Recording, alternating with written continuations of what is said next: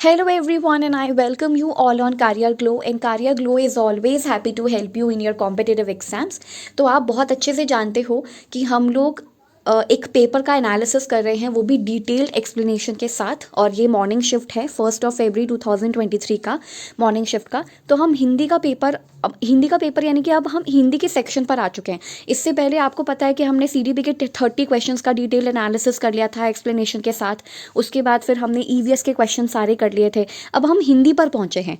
उसके बीच में हालांकि मुझे मैथ्स के पेडागोजी करवाने थे, बट मैंने सोचा कि चलो पहले हिंदी को ही ख़त्म कर लेते हैं अच्छे से।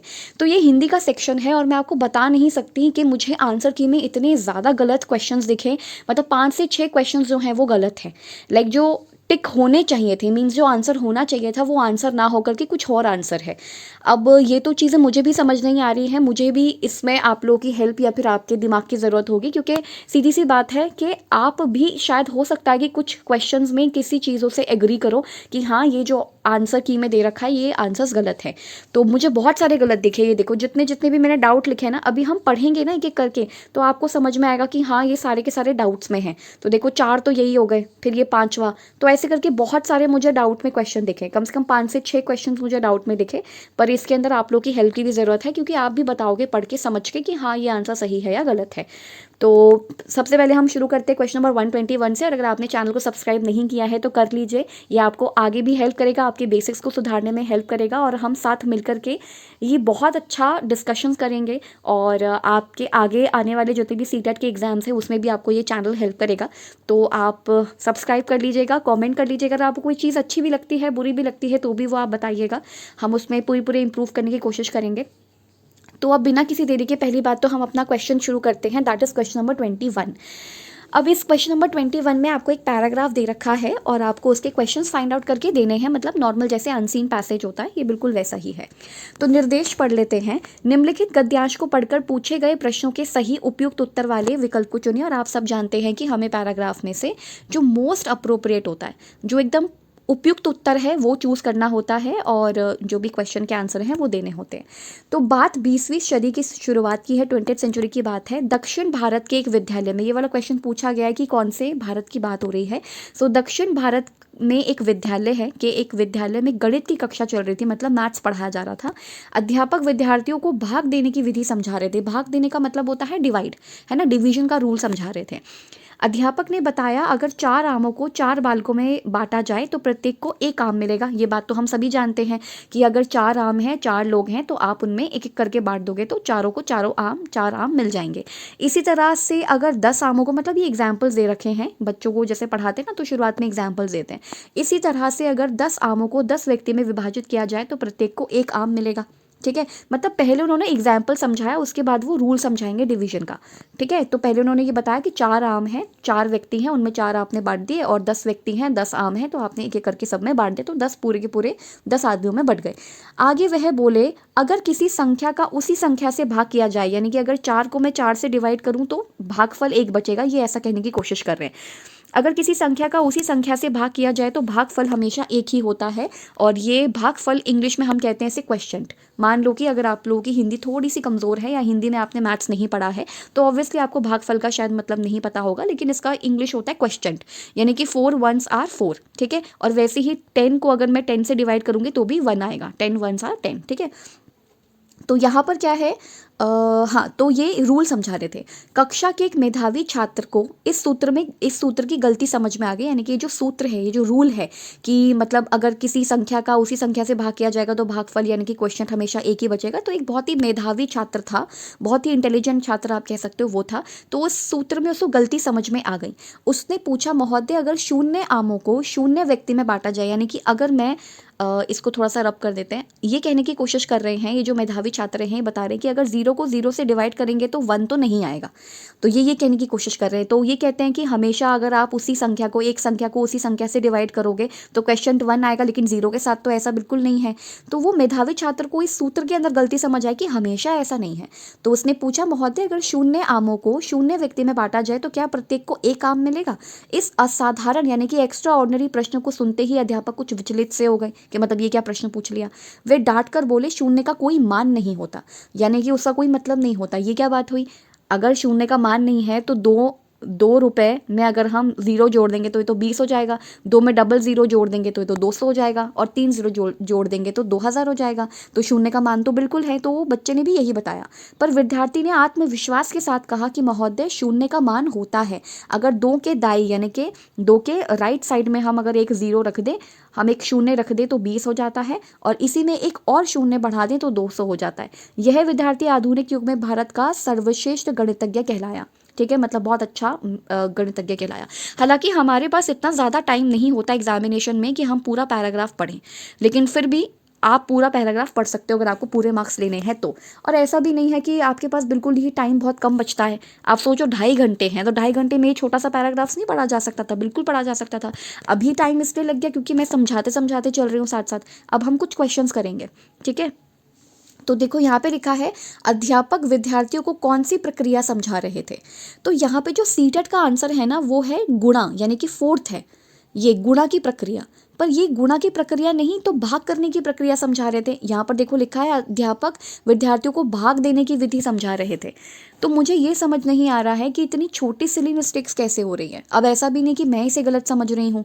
देखो, ना तो जोड़ की प्रक्रिया है, ना गुणा की प्रक्रिया है, मल्टीप्लिकेशन भी तो नहीं है ना, ये घटा की भी नहीं है, यानी कि माइनस की भी नहीं है। मतलब ना तो एडिशन बता रहे हैं, ना तो घटा यानी कि सब्सट्रैक्शन बता रहे हैं, ना ही गुणा यानी कि मल्टीप्लिकेशन बता रहे हैं। तो भाग देने की बता रहे हैं कि अगर आप 4 को उसी नंबर से डिवाइड करोगे तो 1 आएगा, जो उसका भागफल होता है।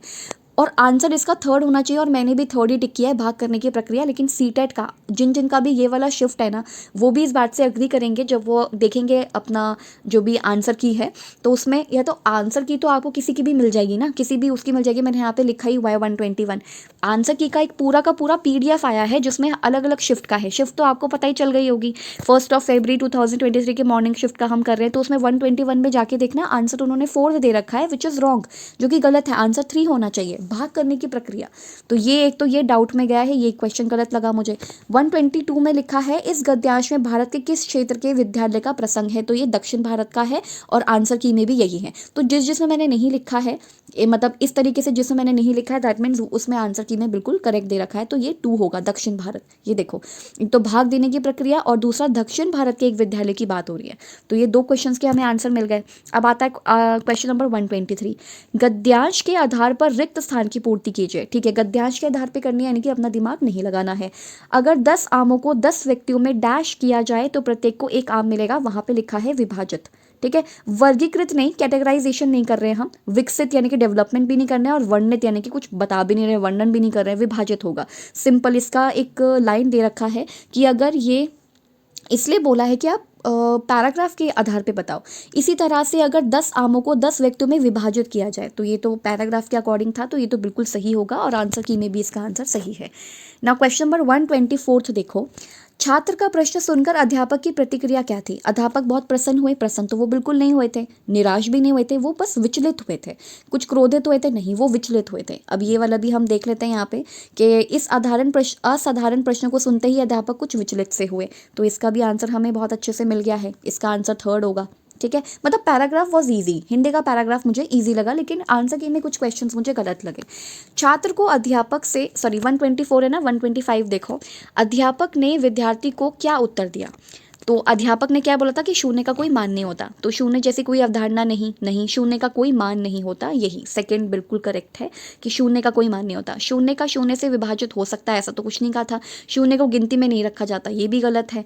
तो सेकंड देखो, मतलब इसमें शून्य के लिए क्या बोला था कि ये रहा कि वे डांट कर कहते कि शून्य का कोई मान नहीं होता। तो इसका भी आंसर हमें मिल गया। मतलब पैराग्राफ में से बहुत सारे आंसर्स आपके करेक्ट है, पर कुछ क्वेश्चंस ऐसे हैं जिसके आंसर तो हमें करेक्ट लग रहे हैं, लेकिन आंसर की में गलत दे रखे हैं ना। क्वेश्चन नंबर 126 देखो, छात्र को अध्यापक से प्रश्न पूछने की आवश्यकता क्यों हुई। मतलब छात्र ने अध्यापक से प्रश्न क्यों पूछा। छात्र को प्रश्न करने की आदत थी, ऐसा तो कहीं नहीं लिखा पैराग्राफ में। छात्र को अध्यापक की बात समझ नहीं आ रही थी, ये भी पैराग्राफ में कहीं नहीं है। अध्यापक ने छात्र को प्रश्न करने के लिए प्रोत्साहित किया, ऐसा भी कुछ नहीं है, बल्कि छात्र को अध्यापक के बताए सूत्र में गलती नजर आई। फोर्थ, यही सेम जो मतलब सेंटेंसेस हैं यही लिख रखे हैं कि उन्होंने ऐसा क्यों पूछा। तो यहाँ पे लिखा है कक्षा के एक मेधावी छात्र को इस सूत्र में गलती समझ में आ गई। ठीक है, तो ये है गलती समझ में आ गई। तो इसका भी क्वेश्चन का आंसर हमको मिल गया बहुत आसानी से। क्वेश्चन नंबर 27 एंड 29 को देखो, देखो दोनों में डाउट है। तो अब तक हमें इसमें कितने मिले, एक डाउट मिल गया। ठीक है, और दूसरा ये 127, निम्नलिखित में से कौन सा शब्द भिन्न है। अब देखो सीटेट की जो आंसर की है उन्होंने फर्स्ट ऑप्शन को माना है।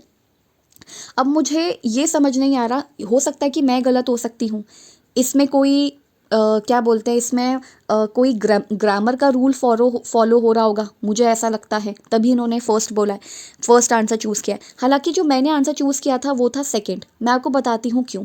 देखो सर्वश्रेष्ठ, मेधावी, असाधारण, मुझे तीनों एक ही सिनोनिम जिसको हम कहते हैं ना पर्यायवाची लगे कि मेधावी छात्र है, बहुत ही सर्वश्रेष्ठ छात्र है, असाधारण है, एक्स्ट्रा ऑर्डिनरी छात्र है, मेधावी है, सर्वश्रेष्ठ है। तो इसलिए मुझे लगा कि ये तीनों एक ही कैटेगरी के लग रहे हैं, विशेषताओं की बात कर रहे हैं, ये विशेषता बता रहे हैं। जबकि विद्यार्थी तो कोई विशेषता नहीं है ना, ये तो नाउन है, तो संज्ञा है कि ये विद्यार्थी, ये स्टूडेंट है, कॉमन नाउन जिसको हम कहते हैं ना वो है ये तो इसलिए मैंने सेकंड पे टिक किया। तो आंसर शुड बी सेकंड मेरे अकॉर्डिंग।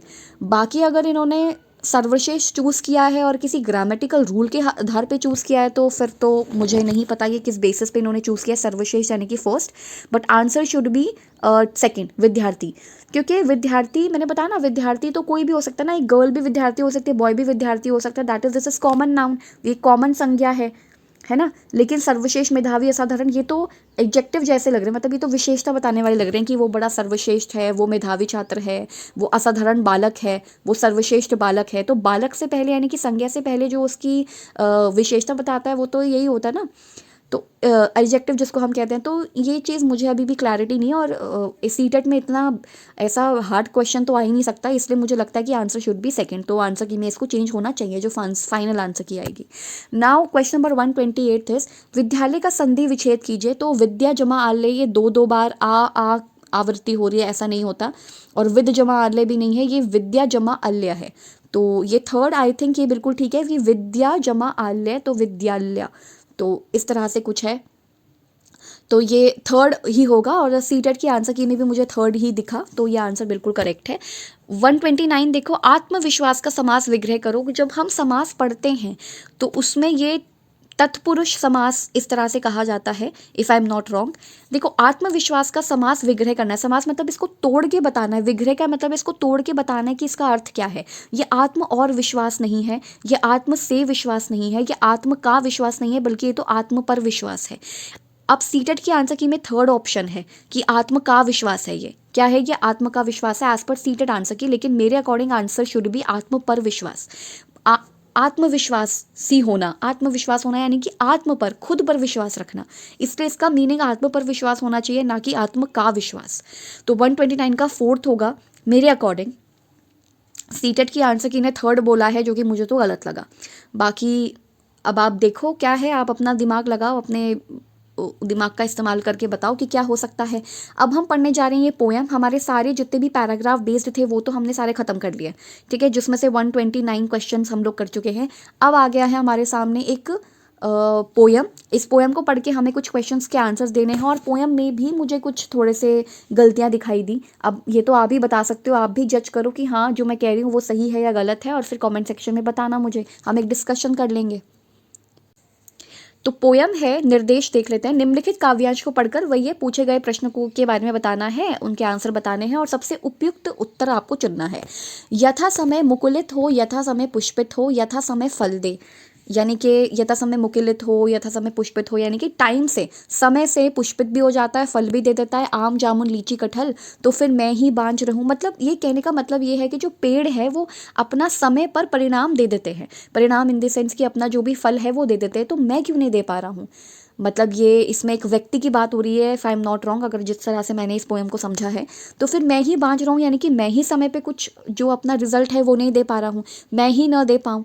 परिणत प्रज्ञा का अपना फल, यह कैसे होगा, यह क्यों कर होगा, यह कैसे होगा ही शायद कविता का नाम है। सलिल को सुधा बनाए तटबंध, धरा को मुदित करे नियंत्रित नदियाँ, तो फिर मैं ही रहूँ निर्बध, मैं ही रहूँ अनियंत्रित। मतलब सब कुछ नियंत्रित है लेकिन मैं ही अनियंत्रित हूँ। मुझे इस पोएम में यही समझ आया है कुछ कुछ चीज़ें।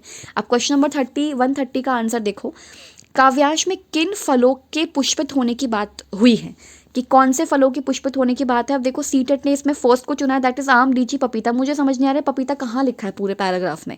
अगर पपीता का कोई पर्यायवाची है तो एक बात है, पर मुझे पपीता तो नहीं दिखा। इसलिए मेरा जो आंसर था वो था आम, जामुन एंड लीची। आप खुद देखो, आम, जामुन, लीची, कटहल। तो देखो आम, जामुन, लीची थर्ड में सारे आ रहे हैं। ये आम, कटहल, सेब भी नहीं लिखा हुआ है कहीं, आम, शहतूत भी नहीं मिला है मुझे, और पपीता भी नहीं मिला है। तो सीटेट ने तो फर्स्ट को चूज़ किया है, दैट इज़ गलत। तो थर्ड होना चाहिए। अब इसी वजह से ना, आपको पता है मेरे कितने बन रहे थे, मेरे 109 बन रहे थे, और मेरे को इतना बुरा लगा कि यार मैं तो बहुत अच्छी तैयारी करके गई थी, लाइक 120 समथिंग की तैयारी करके गई थी, 115 120 समथिंग लाइक दैट। अब ये तो इन्होंने 109 दे दिए, तो इसमें बहुत सारे गलत हैं। बस मैं तो यही चाहती हूँ कि जो फाइनल आंसर की आए उसके अंदर थोड़ा दिमाग लगा करके, जो एक्सपर्ट्स हैं वो ऑब्वियसली वो दिमाग लगाएंगे ही, मतलब मैं चाहती हूँ कि एक्सपर्ट थोड़ा सही उत्तर दें, एकदम सारी चीज़ों को रीड करें। मतलब 100, देखो हमें तो 150 क्वेश्चंस करने हैं ना, उनके लिए तो 30 क्वेश्चंस ही हैं। उनको तो 30 क्वेश्चंस अच्छे से चेक करने हैं, उसमें उनको भी दिक्कत हो रही है, और आंसर की कैसा दे दिया है ये। तो मुझे बहुत बुरा लगा कि यार 109 की तो तैयारी मैं नहीं करके गई थी, ये तो मैं तो ज़्यादा करके गई थी, पता नहीं किस तरह से दे दिया है मार्क्स इन्होंने, मतलब फाइनल आंसर जो प्रोविजनल आंसर की है। एनीवेज, अब जो भी है देखते हैं। अब देखो नेक्स्ट क्वेश्चन है, उसमें भी मुझे डाउट लगा। कवि द्वारा स्वयं किस फल को देने की बात कही गई है? तो इसमें ऑप्शन 2 को किया है। देखो भावनाओं का फल मुझे कविता में उस मनुष्य की या फिर कवि की भावना का तो मुझे कुछ दिखा नहीं, बट हाँ इसका मैंने फोर्थ ऑप्शन ज़रूर चूज़ किया है। मैं अपना बता रही हूँ, मैंने फोर्थ चूज़ किया है। अब ये तो आप बताओगे कि हम सही हैं या नहीं है, जज जिनका फोर्थ है। देखो कवि द्वारा स्वयं किस फल को देने की बात करी गई है, तो परिणत प्रज्ञा का फल देने की बात करी है, परिणत प्रज्ञा का फल।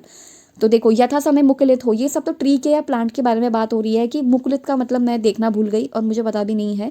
पर यथा समय पुष्पित हो, यानी कि यथा समय ये फूल आ जाता है, यथा समय ये बड़ा हो जाता है, यथा समय ये फल दे देता है, जैसे आम, जामुन, लीची, कटहल। तो फिर मैं ही बांझ रहूँ, यानी कि व्यक्ति की बात हो रही है, कवि की बात हो रही है कि मैं ही कोई फल नहीं दे पाता हूँ, मैं ही ना दे पाऊँ अपनी परिणत प्रज्ञा का फल। यह कैसे होगा, यह क्यों कर होगा? तो परिणत प्रज्ञा में तो मुझे कोई भावना का तो नहीं दिख रहा, बल्कि मुझे दिख रहा है कि बुद्धि और प्रतिभा का फल नहीं दे पा रहा। यानी कि सब अपना अपना फल दे रहे हैं, जैसे पेड़ पौधे जो भी है वो अपना फल दे रहे हैं, लेकिन हम जो मनुष्य है वो ही नहीं दे पा रहे। हमसे एक काम नहीं हो रहा, हमसे एक पेपर पास नहीं हो रहा, या हमसे एक नौकरी नहीं ली जा रही है, या फिर मतलब हम इतने प्रतिभाशाली या इतने बुद्धिमान नहीं है। मतलब मुझे ये समझ आया इस पोयम में। हालांकि ये पोयम मैंने एक बार भी कहीं देखी नहीं है, बट मैं पढ़ते ही थोड़ा बहुत अंदाज़ा लग गया था कि अच्छा ये इसकी बात हो रही है। तो मेरे अकॉर्डिंग आंसर 4 होना चाहिए, कि कवि द्वारा किस फल को देने की बात की गई है, कि वो अपनी बुद्धि और प्रतिभा का फल नहीं दे पा रहा है, परिणत प्रज्ञा का फल नहीं दे पा रहा है। अब तो कोई ये हिंदी का ही एक्सपर्ट हो सकता है जो बता सकता है, क्योंकि मैं तो हिंदी की टीचर नहीं हूँ। मेरा तो हमेशा से पॉलिटिकल साइंस रहा है बैकग्राउंड, या फिर थोड़ा मुझे हिस्ट्री में और ज्योग्राफी में बहुत ज़्यादा अच्छा लगता है, या और साइकोलॉजी एंड ये पेडागोजी। तो ये एक्सपर्ट ही बता सकते हैं कि इसका क्या आंसर होगा, लेकिन मुझे भावना तो नहीं दिख रहा।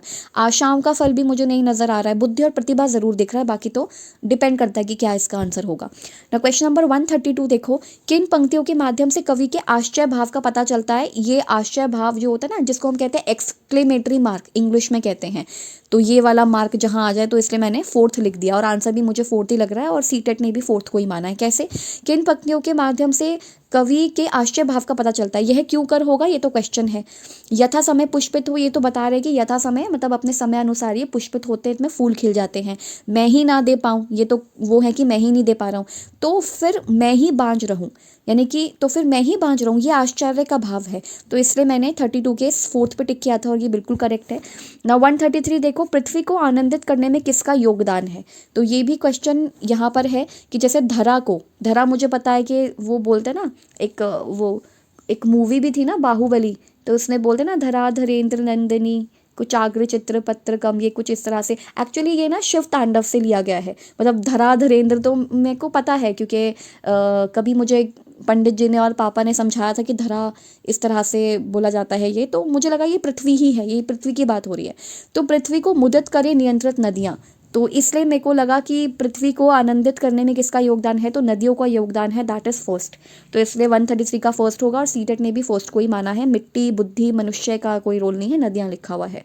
तो नेक्स्ट 34 है, 134 इज, ये भी डाउट में गया है, क्यों? किन पंक्तियों में सृजन का भाव झलकता है? देखो सृजन का मतलब क्या होता है, बोलते ना सृजनात्मक शक्ति, की आप कुछ क्रिएटिव अपने से बनाओ, ठीक है। नॉवल, कहते हैं ना कि अपना खुद का कुछ ओरिजिनल बनाओ।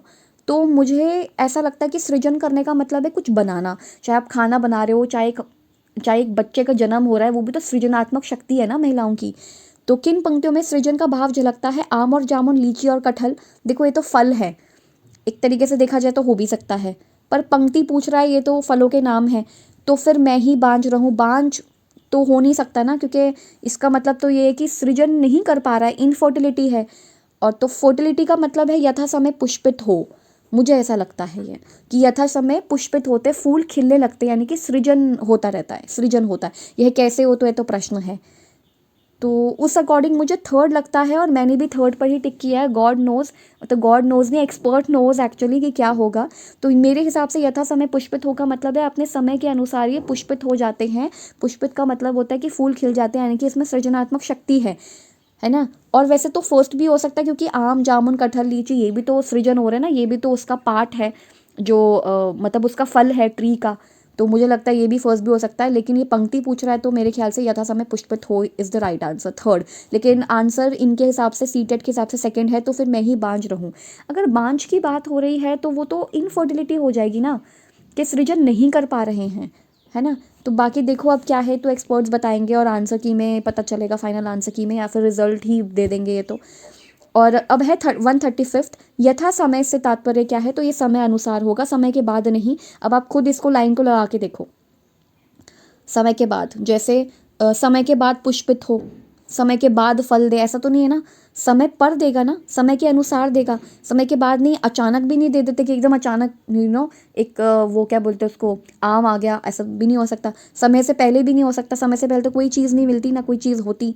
तो समय के अनुसार इज़ द राइट आंसर, और सीटेट के आंसर की ने भी 135 को माना है।